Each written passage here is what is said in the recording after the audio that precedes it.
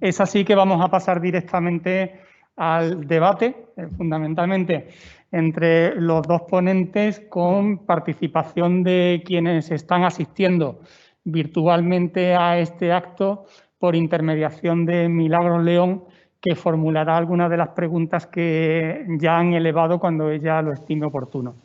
He visto que hay una persona que ya ha preguntado que qué podemos hacer con los partidos políticos que están fomentando el delito de odio o los discursos de odio contra las personas migrantes. Y bueno, y sigo hilando discurso. Yo creo que lo que debemos hacer es ser ciudadanos activos, es decir, que tenemos que ser políticos. Esto ya no vale, esto ya de decir yo es que soy apolítico, esto ya no vale. Me alegro de que hayas hilado tu primera intervención en la mesa de debate incorporando esta pregunta. Y a su vez hilando mi intervención con la tuya, me gustaría aprovechar para preguntarte si para combatir este racismo creciente y además orquestado, no solo habría que pensar en estrategias de neutralización del mismo, de la manera que tú lo planteaste en tu primera intervención, perdóname que te tutee si no lo crees conveniente, dejo de hacerlo, sino que es conveniente combatirlo también recuperando algo que hemos perdido en España, que es un plan integral de integración.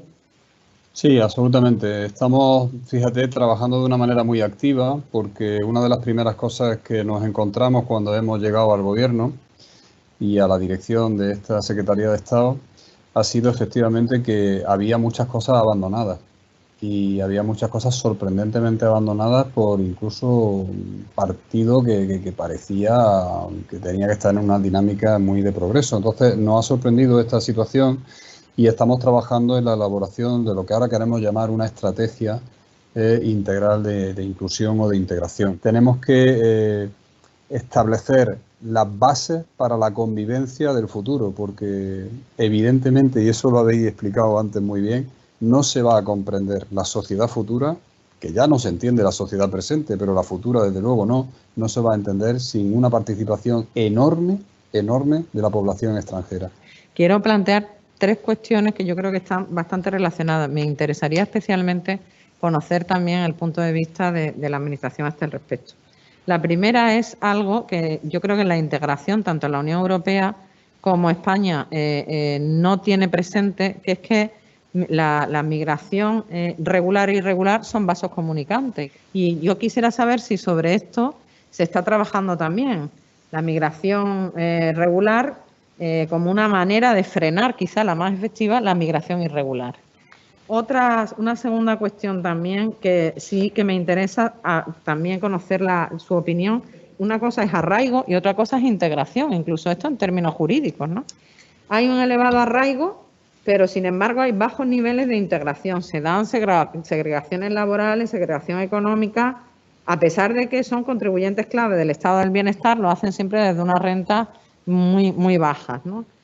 Y sobre esto también me gustaría plantear una tercera cuestión, yo creo que están todas conexionadas, que es aterrizando un poco en el caso español también, la situación de Canarias. Es muy criticable la falta de solidaridad que se ha demostrado en la Unión Europea desde el año 2015 hasta la actualidad.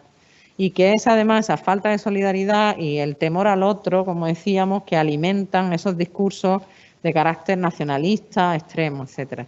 Pero tiramos piedras y señalamos constantemente a la Unión Europea y cuando nos encontramos con un supuesto como el de Canarias, el discurso político es a mí no me mandes esos migrantes y por supuesto me lo estás haciendo a traición.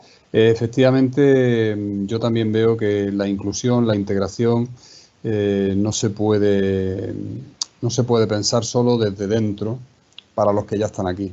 Tenemos que pensar en políticas activas que favorezcan la llegada de personas y que le demos a las personas que están fuera una verdadera oportunidad de venir de forma legal sin jugarse la vida. En ese trabajo tenemos que estar, y va en la línea de lo que tú has dicho también en la última de tus preguntas, con la necesidad de coordinar las políticas migratorias. No existe una política migratoria. Nosotros desde el Ministerio de Migraciones llevamos el título de las migraciones puesto aquí en el frontispicio, pero realmente todo el mundo nos mira a nosotros cuando ocurre algo a un migrante, pero nosotros somos unos pequeños actores, por más que le llevemos un nombre muy poderoso, Secretaría de Estado de Migraciones, somos unos pequeñísimos actores dentro de un escenario internacional, pero también nacional, en el que hay una potencia importantísima que es el Ministerio de Asuntos Exteriores, el Ministerio del Interior, la Presidencia del Gobierno, es decir, la transversalidad de las políticas migratorias es tal que realmente hacer política migratoria no puede depender ni va a depender nunca solo de nosotros, del Ministerio de Migraciones. Arraigo es distinto de integración, claro que sí, lo mismo que he dicho antes yo. Es decir, coexistencia no es lo mismo que convivencia. Una verdadera integración, una verdadera inclusión significa movimiento, significa participación y eso significa convivencia. Y esto pues requiere inversión, requiere políticas públicas decididas y requiere también políticos valientes que no teman que los votantes van a dejar de votarles en las siguientes elecciones. Requiere saber explicarse, requiere saber dar discursos coherentes y discursos razonables y además nos apoyan todos los datos, incluso económicos, como habéis dicho antes. Así que yo creo que podemos caminar en esa senda sin perjuicio de que sabemos que nos vamos a encontrar pues otras visiones y otros, digamos, escenarios por parte de otros actores. Al menos en 2 ocasiones hemos utilizado esta tarde el término solidaridad.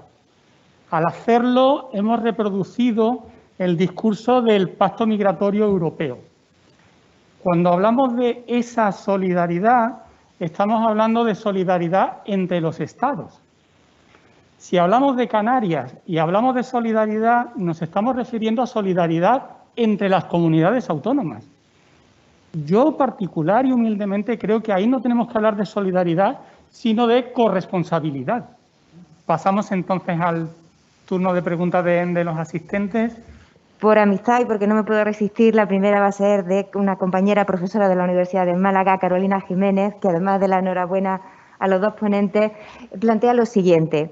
Dice, España aún no ha ratificado la Convención Internacional para los Derechos de los Trabajadores Migratorios y sus familias. ¿Desde el Ministerio se piensa en reflexionar sobre esta sonada ausencia? Es la única convención de derechos humanos que España no ha ratificado. Yo no voy a contestarle a Carolina porque sabe perfectamente lo que pienso. Prefiero que en este caso sea devolverle la... te va a tocar hacer de poli malo ahora. Tampoco puede quedar entre vosotras dos. No, para nada, no me siento aludido, fíjate, porque en este punto de esta pregunta me considero un ciudadano y como ciudadano voy a contestar, estoy totalmente de acuerdo. Creo que esta convención se debería firmar. De hecho, cuando yo he sido abogado y he participado durante muchos años en congresos sobre extranjería, era una de nuestras primeras reivindicaciones como abogado y he sido más abogado que político. Por lo tanto, durante años he sostenido esto. No voy ahora a cambiar porque me hayan dado esta responsabilidad, ni mucho menos. Todo lo contrario. Y en la medida que podamos, desde la Secretaría de Estado de Migraciones, lucharemos para que esto se haga. Sabemos que va a ser difícil porque España mantiene tradicionalmente una postura de resistencia a la firma de esta convención, pero será una de las cosas que tengamos en la agenda, por supuesto que sí. Mientras estemos al menos nosotros, y puedo hablar por el otro director general también y por la Secretaria de Estado de Migraciones, creo que en la lucha estaremos para intentar conseguirlo.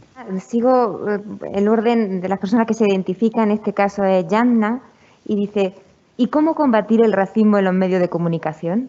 Porque muchas veces manejan narrativas racistas, alimentando el odio y las actitudes de rechazo.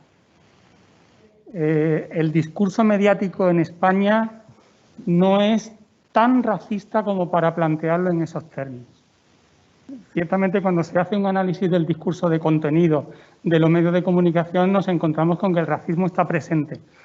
Pero también es cierto que no está presente en la misma medida según el medio de comunicación al que nos acerquemos, y ahí hay un componente ideológico que marca claramente la diferencia, de la misma manera que nos encontramos con que incluso cuando nos encontramos con enfoques, aproximaciones claramente racistas, se suelen compaginar y en algunos medios equilibrar con enfoques contrarios. Lo que he hecho en falta no es tanto un discurso no racista como un discurso mediático en el que se aborde la riqueza de ya sea el fenómeno migratorio o ya sea la multiculturalidad que hoy ya nos caracteriza. Es el clasismo lo que nos hace racistas. Si a las personas migrantes para obtener la nacionalidad se les exige, además de X años en España, no tener delitos, etc. Un examen para comprobar la integración. Hay muchas personas integradas que no han tenido la oportunidad de estudiar y no se ven capacitadas para realizar un examen, aun llevando muchos años en España. Asimismo, muchas personas españolas seguramente no sabríamos contestar a este examen. ¿Qué opináis de este requisito? Comprendo estas dificultades, que hay que poner todos los medios para que no se den y para adaptar las pruebas a todas las circunstancias personales de los individuos, pero también entiendo que un Estado, a la hora de conceder una nacionalidad, pueda pedir algo tan básico como una prueba de idioma, que también se pide básico, porque es un nivel básico lo que se exige, antes de conceder la nacionalidad del país a una persona que no domine mínimamente el lenguaje de ese país. Efectivamente, en todos los países se utiliza algún tipo de filtro para demostrar el arraigo, digamos, ¿no? Que realmente hay una relación entre el país y la persona que va, a partir de ese momento, va a detentar la nacionalidad. Otra cuestión es el tipo de pruebas que se está realizando, incluso pues las preguntas, y realmente eso hasta qué punto no podía ser sustituido por otro procedimiento. Pues me toca el momento desagradable de tener que decir que esto se ha acabado. Esta sesión hace honor a nuestro cartel, que está presidido por una brújula. Yo querría pensar que no estamos perdidos en esto de las cuestiones migratorias, pero si estamos perdidos, pues a lo mejor los comentarios que nuestros brillantes ponentes han hecho esta tarde nos ayudan a encontrar el norte. Decir que me llevo cargada la maleta de elementos para la reflexión y además para una reflexión seria y en profundidad. Así que muchísimas gracias. Vuelvo a reiterar el agradecimiento del Vicerrectorado y de la Universidad de Málaga a ponentes y organizadores de este evento, y muy orgullosa de que desde el Vicerrectorado podamos hacer este tipo de encuentros que tienen una finalidad, un objetivo social.